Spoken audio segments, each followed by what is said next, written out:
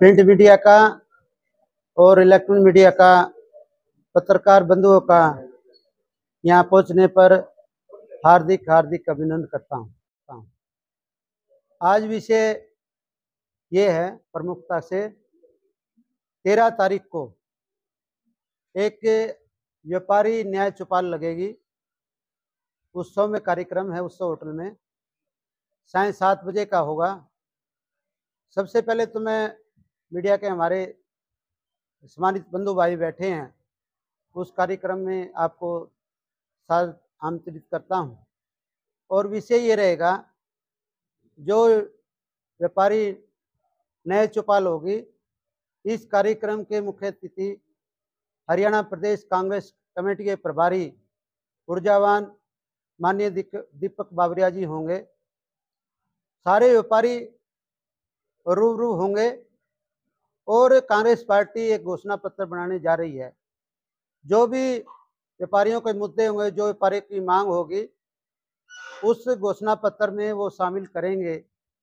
जैसे सबसे बड़ी समस्या आज व्यापारी को जो आ रही है, जो हरियाणा प्रदेश में कानून व्यवस्था बिल्कुल ठप पड़ी है। दिन प्रतिदिन हर रोज व्यापारियों पे फिरौती के मामले, व्यापारियों की सरेआम हत्या, व्यापारियों का अपहरण, सरेआम 50-50 राउंडों में गोलियां चलना और अपराध का बोलबाला। तो इस विषय पे भी हमारे बाबरिया साहब चर्चा करेंगे। और दूसरा विषय ये है, मैं आपको बताना चाहूँगा, मिडिल क्लास का जो व्यापारी है, जो जीएसटी से हताश है, निराश है, परेशान है, क्योंकि इसमें जब ये लागू किया गया था, देश के प्रधानमंत्री द्वारा ये बात कही गई थी, भाई इसकी जो दर है 5 या 8, ऊपर से ऊपर 12 होगी, लेकिन भी आज कई वस्तुओं में 28% टैक्स है। और दूसरा विषय मेरा ये कहने की बात है, उस रिटर्न भरने में कई खामियां रह जाती हैं, उसका भुगतान भी व्यापारी को, जैसे किसी ट्रेड पे 28% टैक्स है और दोबारा फिर टैक्स उसको भरना पड़ता है। ये भी दिक्कत का सामना व्यापारियों ने करना पड़ रहा है। और दूसरा, आगजनी की घटनाएं व्यापारियों के साथ हो रही हैं, आप लगातार निरंतर देख रहे हैं। हर रोज चाहे फैक्ट्री में आग लगने की बात हो, चाहे व्यापारियों प्रतिष्ठान पर आग लगने की बात हो, काफी नुकसान हो जाता है। और पिछले कोरोना में भी आपने देखा होगा, प्रतिष्ठान बंद रहे। सरकार की ये पॉलिसी थी, बड़े बड़े रिलायंस अडानी के शोरूम खुले रहेंगे और छोटे छोटे प्रतिष्ठान बंद रहेंगे। काफी उसमें आर्थिक व्यापारी का नुकसान हुआ है। आज तक उसकी भरपाई के लिए सरकार ने नहीं सोचा। वो हम हमारे जो माननीय मुख्य अतिथि हैं उनके सामने ये बात रखेंगे। और आज मैं प्रेस के माध्यम से आपको बताना चाहूँगा, बाबरिया साहब बहुत ऊर्जावान व्यक्ति हैं, वो धरातल में आ रहे हैं। किसान, उस दिन किसान संगठनों से भी बात करेंगे, गरीब वर्गों से भी बात करेंगे और व्यापारी वर्गों से भी बात करेंगे। तो बड़े चिंता का विषय ये, माननीय मुख्यमंत्री जी, नायब सैनी जी काफी घोषणाएं कर रहे हैं। मैं उनसे व्यापार मंडल की तरफ से, हमारे साथियों की तरफ से मांग करूंगा कि सबसे पहले कानून व्यवस्था पे दृढ़ निश्चय से काम करने की जरूरत है, क्योंकि जब तक कानून व्यवस्था बहाल नहीं होगी, देश और प्रदेश की तरक्की नहीं हो सकती। जैसे आज व्यापारी बहके मोल में है, बिल्कुल डराया हुआ है, सहमा हुआ है, दिन दहाड़े घटनाएं निरंतर चल रही है। तो व्यापारी अगर अपने प्रतिष्ठान से घर वापिस जाने के लिए बात करता है, परिवार भी साय में, मैं आपको बताना चाहता हूँ, परिवार ये सोच रहा है मेरा पिताजी घर आएगा नहीं आएगा, इस तरह का भय का खौफ है। तो मुख्यमंत्री से मांग है, दृढ़ निश्चय से काम करें। मुख्यमंत्री ने प्रेस कॉन्फ्रेंस की है अधिकारियों की, और निर्देश भी दिए हैं, ये कागजी कार्रवाई ना करें, क्योंकि आज पुलिस के साथ भी कोई बंदोबस्त नहीं है, ना पुलिस के पास गाड़ियां हैं, ना कोई व्हीकल है, ना कोई कर्मचारी है। बड़े चिंता का विषय है। आप किसी थाने में चले जाओ, जहां 20-25 कर्मचारियों की जरूरत होते हैं, 5 होते हैं। आप किसी थाने में जाके देख लो, ये सबसे बड़ी जो व्यवस्था है, पुलिस के पास बंदोबस्त नहीं है। एक मैं मुख्यमंत्री से एक बात कहना चाहूंगा, इनके जो हथियार हैं पुलिस कर्मचारियों के साथ, वो बिल्कुल जर्जर अवस्था में है उनके। अगर आप अपराधी का सामना करोगे, ये अपराधी किस्म के लोग तो विदेशी आधुनिक हथियार लगते हैं।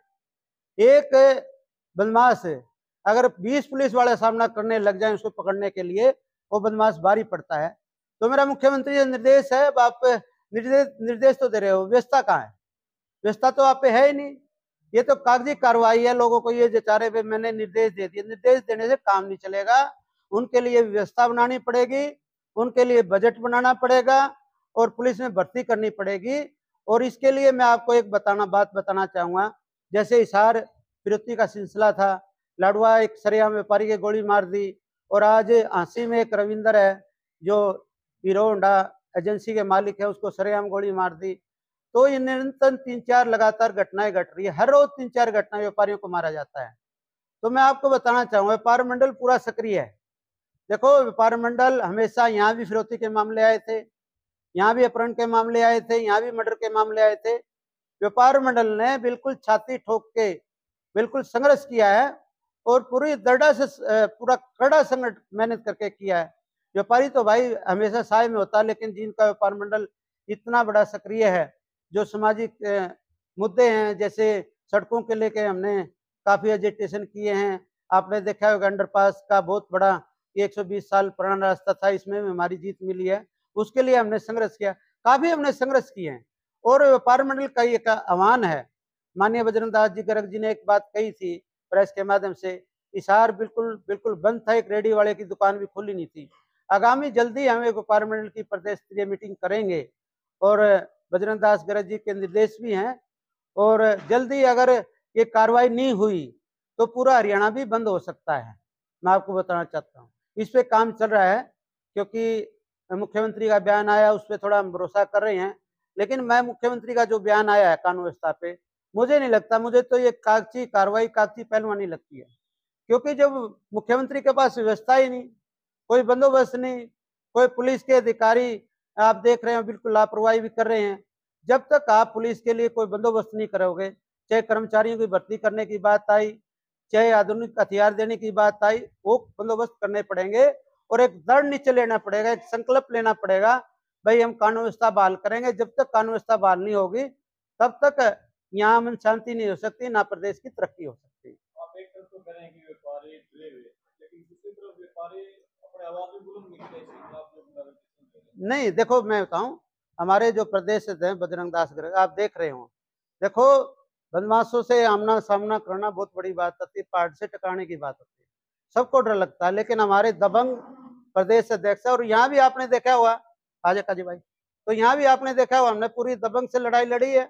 यहाँ कितनी फिरौती के मामले आए, आज कोई बदमाश नाम की चिड़िया जींद में आपको नजर नहीं आएगी। मैं आपको बताना चाहता हूँ, ये तो भाई संकल्प लेना पड़ता है, ये तो मुकाबला करना पड़ता है, पूरी दबंग से मुकाबला करना पड़ता है। अगर डरोगे मौत से, डर मौत तो भाई हमारे फौजी, हमारे यहाँ सीमा पे 23 साल के लोग शहीद हो रहे हैं। तो हमने तो मन बना लिया था भाई, इनको बाहर खदेड़ने का काम करेंगे, चाहे इसके लिए कितनी बड़ी हमें कुर्बानी देने पड़े, ना डरेंगे, ना झुकेंगे, ना दबेंगे। यही वही बजरंग दास जी गर्ग करे हमारे प्रदेश अध्यक्ष। आप हमारे साथी कुछ लेट हो गए, वो अभी आए हैं।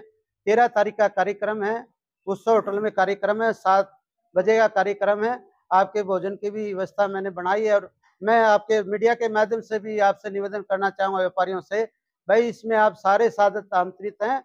और दीपक बाबरिया जी हमारे मुख्य अतिथि हैं, वो घोषणा पत्र कांग्रेस कमेटी का तैयार होने लग रहा है, उसमें जो भी सुझाव अपने रख सकते हैं बेबाक से रखें, और एक अच्छा कार्यक्रम है और अच्छी भीड़ होगी। व्यापारियों की न्याय चौपाल है, स्पेशल व्यापारियों के लिए प्रोग्राम है, उसमें सारे साधक, सारे संगठन साधक आमंत्रित हैं। कांग्रेस का सम्मेलन है या व्यापारियों का सम्मेलन है, किसका सम्मेलन? ये व्यापारी का सम्मेलन है सर।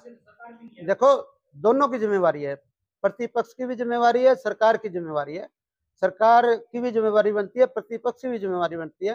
व्यापारी जो कांग्रेस पार्टी घोषणा पत्र तैयार करी है, उसमें अपने सुझाव रखना चाहते हैं, भाई यही हमारे सुझाव हैं। जी, आपसे पहले अभी भारतीय जनता पार्टी की सरकार अभी आई है, लेकिन इसके पहले कांग्रेस की 10 साल सरकार रही है सर। तो इसको अगर आज के पीरियड में देखें तो 70 साल का जो विकास है वो उसके ऊपर 10 साल का विकास भारी पड़ रहा है, इसके बारे में आप कह रहे हैं। ये तो एक है ना, ड्रामेबाजी ज्यादा है। लेकिन आप देख, मैंने एक बात कही है, आज व्यापारी क्या मांग रहा है? व्यापारी सिर्फ सुरक्षा ही तो मांग रहा है, सुरक्षा व्यापारी को मिल नहीं रही, कैसे प्रदेश की तरक्की, कैसे कह देंगे प्रदेश की तरक्की होगी?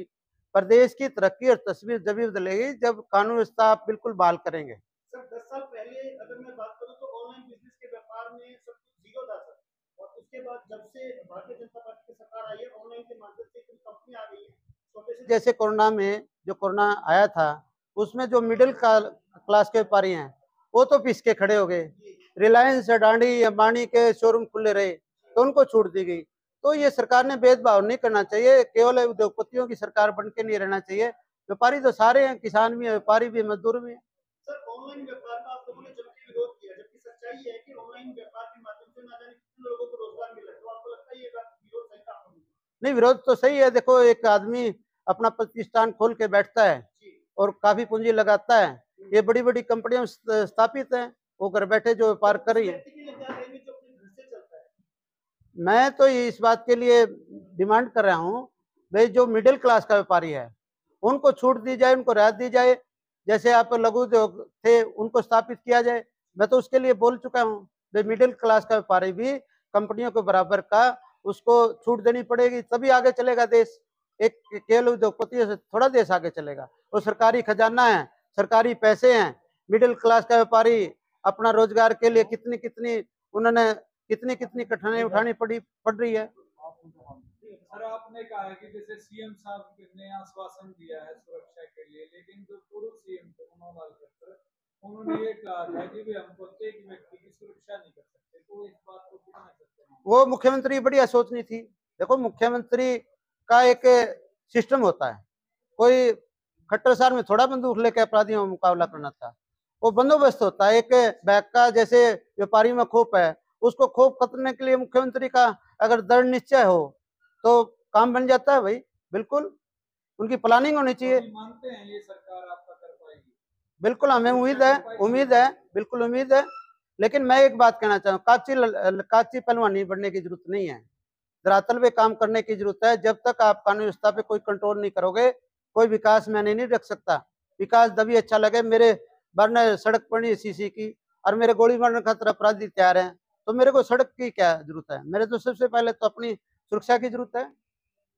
तो अभी आपने जैसे विपक्ष के नेता को बुलाया है, तो आपने पक्ष के किसी नेता को भी बुलाने का प्रयास किया है? नहीं, बुलाए, काफी कार्यक्रम हुए हैं, लेकिन हमें तो जो घोषणा पत्र तैयार हो रहा है बाबरिया जी का, कांग्रेस पार्टी का, उसमें हमने सुझाव रखने हैं। सुझाव तो हम रख ही सकते हैं। आम जनता तो हर कोशिश करती है, हर के सामने अपने अपने सुझाव रखती है। ठीक है सर, ठीक है, धन्यवाद सर।